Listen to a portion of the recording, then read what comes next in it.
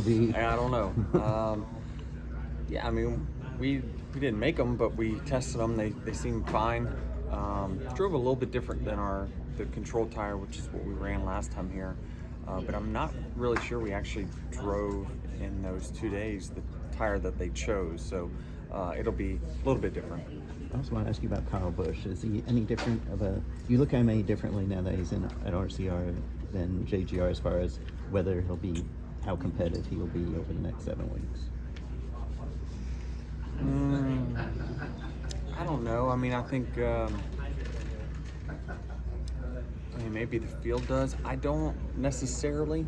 I still know that he's great. He can carry equipment a fair amount. That's assuming that the equipment's not 100%, which I think it probably is. So, no, I don't personally look at him any differently. I think it's kind of ebbs and flows, though, of like, who's running good right now. This round being so the kind of dynamic with a mile and a half, and obviously going into Talladega next week.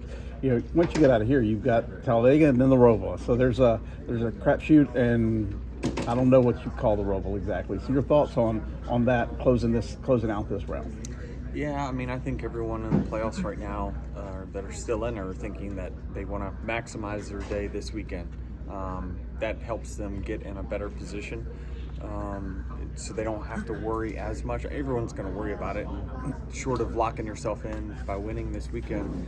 All of us, it doesn't matter if we have a race buffer with 2 to go. It's still, you're at tracks where some crazy things and things out of your control can happen. So I think for the most part, the field is going to be looking at this weekend as the most pivotal one that they can control. So it is a wild round. It's some tracks that are certainly a lot different than what we run all the time, and you just never know. Do you have a Dega or a Roval strategy that you go over that you've thought about?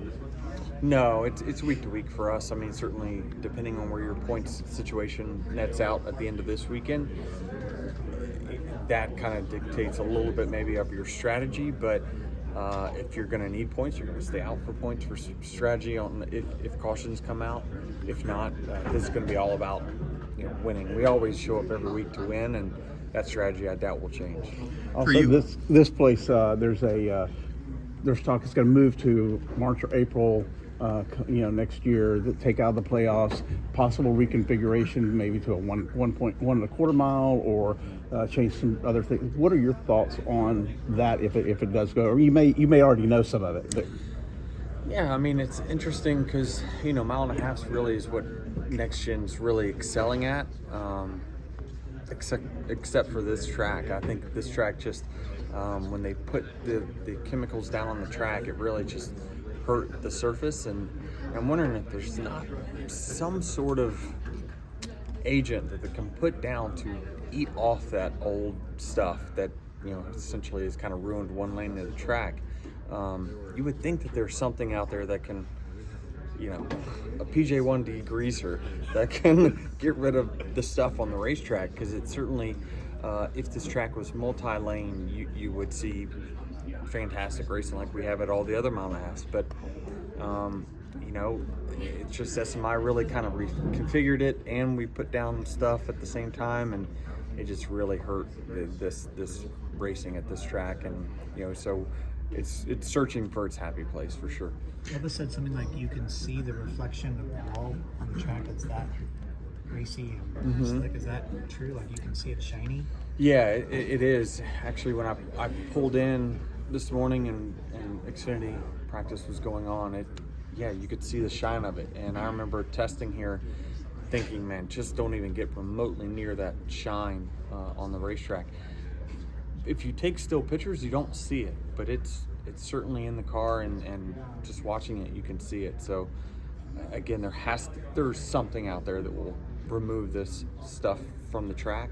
And if we can, it would go a long way. For you, what was the biggest lesson you learned as a racer in the round of 16? Winning helps. Often we hear, or I've heard in social media and listen to radio and television, this is Denny's year. Does it feel like that a little bit more for you? Do you feel, really good about how things have gone and I your do. expectations. Yeah, I really do. But I also know that sometimes things out of your control can happen, and you gotta understand that. You say that, and I say that in the sense of like, so you don't crash too far down when things don't go your way, and you don't have the outcome that you expect. But certainly based off of the speed that we show week in, week out. Absolutely, I believe that we're one of the best 4 teams out there that should compete for a championship at Phoenix. But